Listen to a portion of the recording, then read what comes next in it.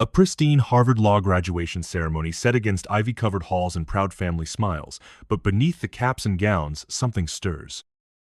One man stands alone, sharp in his tailored suit, while celebration erupts around him. He's not celebrated, not truly. A single phrase cuts through the applause like ice.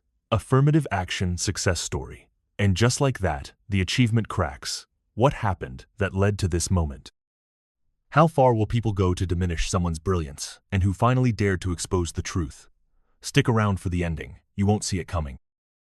Subscribe for more stories that reveal what lies beneath perfect facades, and drop a comment with where you're watching from. The Boston sun blazed overhead as Damon Rivers adjusted his crimson graduation cap, the Harvard Law emblem catching the light like a badge of honor earned through sleepless nights and relentless determination. His charcoal suit, perfectly tailored, hugged his athletic frame, a careful investment from his first internship paycheck. Around him, families clustered in designer clothes, their laughter rising like champagne bubbles across the manicured quad. Yet beneath his polished exterior, a familiar weight pressed against his chest. This wasn't just a graduation. It was a reckoning with the family that had raised him, shaped him, and consistently reminded him he'd never quite measure up to their golden son. The Rivers family had adopted Damon at age 8, after his mother's death left him orphaned. Thomas and Patricia Rivers, prominent Boston attorneys, had welcomed him into their Beacon Hill mansion alongside their biological son, Cameron, blonde, charming, and effortlessly brilliant in their eyes. For 15 years, Damon had lived in Cameron's shadow, watching his adoptive brother coast through prep school while he fought for every grade, every opportunity, every scrap of recognition. Now, as Harvard's newest law graduate, summa cum laude, no less, Damon should have felt triumphant. Instead, he felt the familiar ache of being an outsider looking in. His adoptive parents stood near the reception tent, Thomas's silver hair gleaming as he charmed a federal judge, Patricia's pearls catching the light as she air-kissed a senator's wife. Cameron lounged nearby, his own Harvard MBA from 2 years prior apparently qualifying him to hold court about legal careers he'd never pursued. Damon, Patricia's voice carried across the quad, honey, sweet but edged with something sharper. She approached with her practiced smile, the one that never quite reached her eyes when directed at him. Darling, you look wonderful, though perhaps the suit is a bit much. We wouldn't want people to think you're trying too hard. The comment landed like a familiar slap, wrapped in maternal concern. Damon's jaw tightened, but his smile remained steady. Just wanted to look appropriate for the occasion, Mom. Thomas joined them, his handshake firm but brief. Congratulations, son. Quite an achievement. The word son felt hollow, a legal designation rather than an emotional bond. Though I do hope you remember what we discussed about managing expectations in your career. The legal field can be challenging for people in your position. Your position. The phrase hung in the air, loaded with implications Damon had heard his entire life. Not smart enough, not connected enough, not the right fit for their world. Cameron sauntered over, his grin wide and seemingly genuine. Little brother. Look at you, all graduated and everything. He clapped Damon on the shoulder with just enough force to feel condescending. Dad's been telling everyone about Harvard's diversity initiatives. Really inspiring stuff. The words hit like ice water. Damon's academic achievements, his 4 GPA, his law review editorship, his internship at the Supreme Court, reduced to a checkbox on Harvard's diversity quota. He'd heard whispers throughout law school, seen the looks when professors praised his work, felt the weight of constantly proving he belonged. But hearing it from Cameron, wrapped in brotherly affection, cut deeper than any stranger's assumption. Actually, Damon said, his voice carefully controlled, I was accepted on academic merit, full scholarship based on my LSAT scores and undergraduate performance. Patricia's laugh tinkled like breaking glass. Of course, darling, we're very proud. Though you know how these programs work, they need success stories like you. The conversation was interrupted by the arrival of Victoria Sterling, Cameron's fiancée and daughter of a Supreme Court justice. Her blonde hair was perfectly coiffed, her designer dress a study in understated wealth. She kissed Cameron's cheek before turning to Damon with a smile that didn't quite mask her discomfort. Damon, congratulations. Cameron's told me so much about your journey. The pause before journey spoke volumes. It must be so rewarding to overcome such obstacles. What obstacles? Damon wanted to ask. The obstacle of being brilliant while black? The obstacle of excelling despite his family's low expectations? Instead, he nodded politely, his mask of composure intact. The reception began, and Damon found himself seated at a table near the back, far from the Rivers family's prominent placement near the dean's table. The message was clear. He was family in name only, a charity case to be acknowledged but not celebrated. As speeches began praising the graduating class's achievements, Damon noticed how the camera crews focused on certain students, the legacy admits, the connected families, the faces that fit Harvard's traditional image. Then, Dean Morrison took the podium, his voice carrying across the quad. Today, we celebrate not just academic achievement, but the diverse perspectives that strengthen our legal profession. His eyes found Damon in the crowd. Students like Damon Rivers remind us that excellence comes from all backgrounds, and Harvard is proud to have provided opportunities for such deserving candidates. The applause was polite but pointed, and Damon felt every eye in the crowd turn toward him. The dean's words, meant as praise, felt like a spotlight on his otherness. He was the diversity success story, the feel-good narrative that allowed everyone else to feel progressive while maintaining their assumptions about who truly belonged. But as the ceremony continued, something shifted. A commotion near the dean's table caught Damon's attention. Victoria Sterling was whispering urgently to Cameron, her face pale, her phone clutched in her trembling hand. Cameron's expression darkened as he read whatever was on the screen, and he immediately stood, moving toward his parents with quick, agitated steps. Thomas and Patricia huddled with their son, their faces grave as they passed the phone between them. Other families began checking their devices, murmurs rippling through the crowd like a gathering storm. Damon pulled out his own phone, opening social media to find his timeline exploding with a single hashtag, #RiversLawScandal. The top post was a video, grainy but clear enough to recognize Thomas Rivers in his law office. The audio was crystal clear. The diversity hire is graduating today. Damon's been useful for our firm's image, but let's be honest, he's not partner material. We needed a black face for the brochures, and he's served that purpose well. Patricia's voice joined in. He's grateful enough not to cause problems. Unlike some of these activists, Damon knows his place. Cameron will take over the firm eventually, as it should be. The video continued, revealing years of private conversations where the Rivers family discussed Damon like a business asset rather than a son. His achievements were dismissed, his potential minimized, his very presence reduced to a marketing tool for their progressive image. The crowd's murmur grew to a roar as more videos surfaced. Thomas at a country club, joking about our charity case's Harvard acceptance, Patricia at a charity gala, describing Damon as proof that good breeding can overcome genetics with enough guidance. Damon sat frozen, his phone trembling in his hands as his entire life recontextualized itself.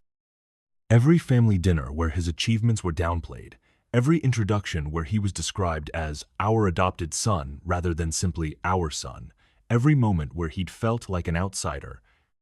It all made sense now. He wasn't paranoid or oversensitive. He was a prop in their performance of liberal values.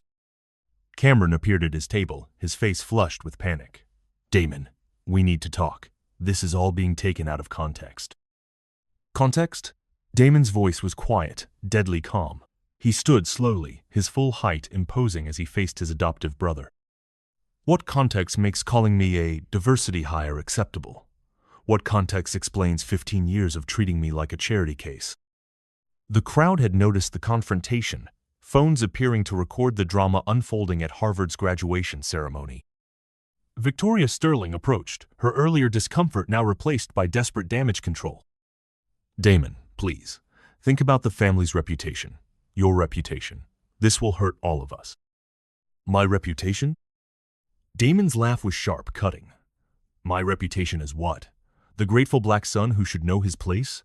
The diversity success story who should be thankful for scraps? Thomas and Patricia rushed over, their faces masks of concern that couldn't hide their panic. The videos were spreading faster than wildfire, their private conversations now public knowledge.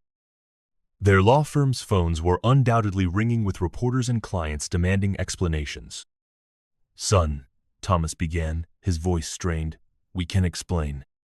"Don't." Damon's voice carried across the quad, silencing nearby conversations. "Don't call me son. Sons aren't discussed like business investments. Sons aren't kept as diversity tokens. Sons are loved unconditionally, not tolerated for their utility." He pulled out his own phone, opening the voice recording app he'd been running since the ceremony began, a habit developed from years of having his words twisted and his experiences dismissed. "But since we're sharing family conversations, let me add to the collection." The crowd pressed closer as Damon played his recording of the earlier conversation, Patricia's comment about his suit being too much, Thomas's warning about managing expectations, Cameron's casual dismissal of his achievements as diversity initiatives. Each word landed like a hammer blow, exposing the casual cruelty that had shaped his entire life. 15 years, Damon said, his voice steady despite the storm raging within him. 15 years of being told I should be grateful. Grateful for what? For being treated like a second-class family member? For having my achievements attributed to my race rather than my abilities? For being loved conditionally while Cameron was loved completely? Victoria stepped forward, her voice shrill with desperation. "You're being dramatic. Every family has private conversations. Every family doesn't adopt a child and then spend 15 years discussing him like a business decision." Damon cut her off. Every family doesn't reduce their son's Harvard law degree to a diversity quota. The dean approached, his face grave as he surveyed the scene. Media crews were arriving, drawn by the social media storm, and Harvard's pristine graduation ceremony was becoming a viral moment for all the wrong reasons. But Damon wasn't finished. He turned to address the crowd, his voice carrying the authority of someone who had found his power. "I want everyone here to understand something. I didn't get into Harvard because I'm black. I got in because I scored in the 99th percentile on the LSAT. I didn't graduate summa cum laude because of diversity initiatives. I graduated at the top of my class because I outworked and outperformed my peers. I didn't earn my Supreme Court internship through affirmative action. I earned it through excellence." His words rang across the quad, each sentence a declaration of independence from the narrative that had been imposed on him. The crowd was silent, phones recording, as Damon Rivers, no longer the grateful adopted son, claimed his truth. "And I want the Rivers family to understand something too," he continued, his gaze fixed on his adoptive parents. "You didn't save me. You didn't rescue me from anything. You used me. You adopted a grieving 8-year-old boy and spent 15 years making him feel like he owed you his existence. But I don't owe you anything. Not my gratitude, not my silence, and certainly not my complicity in your performance of progressive values." Thomas stepped forward, his lawyer instincts kicking in. "Damon, you're upset. Let's discuss this privately." "No." The word was final, absolute. "I'm done with private conversations where you diminish me and public performances where you celebrate me. I'm done being your diversity success story. I'm done being grateful for scraps from your table." He turned to leave, but Patricia's voice stopped him. "Where will you go? What will you do? You need us, Damon. You've always needed us." Damon turned back, his smile sad but free. "I'll do what I've always done, Patricia. I'll succeed, but this time I'll do it for myself, not for your approval. I'll build something you can't take credit for, achieve something you can't diminish, become someone you can't control." He walked away from the Rivers family, from 15 years of conditional love and manufactured gratitude, from the weight of their expectations and limitations. Behind him, the crowd erupted in conversation, phones buzzing with shares and comments, the story of Harvard's graduation scandal spreading across the internet. As Damon reached the edge of the quad, a woman approached him, Dr. Angela Washington, a civil rights attorney he'd met during his Supreme Court internship. Her smile was warm, genuine, free of the calculations he'd grown accustomed to. "Damon," she said, extending her hand. "I've been following your work. My firm has been looking for someone with your talents and integrity. Are you interested in a conversation about your future? For the first time in years, Damon smiled without reservation. I'd like that very much. As he walked away from Harvard Yard, leaving the Rivers family to face the consequences of their exposed cruelty, Damon Rivers felt something he'd never experienced before: the freedom to be himself. Unapologetically and completely. The sun was setting over Boston, painting the sky in shades of gold and crimson, and for the first time in his life, Damon saw it as a beginning rather than an ending. The perfect graduation had shattered, revealing the ugly truth beneath its polished surface. But from that wreckage, something beautiful had emerged: a man who finally knew his worth, ready to build a legacy that no one could diminish or claim as their own. What an incredible journey of self-discovery and liberation! Damon's story reminds us that true success isn't measured by others' approval, but by our own integrity and achievements. How did his courage to speak his truth resonate with you? Share your thoughts in the comments below and let us know where you're watching from. If Damon's story moved you, share it with someone who needs to hear it. And don't forget to subscribe for more stories that inspire authentic living. Until next time, keep claiming your truth.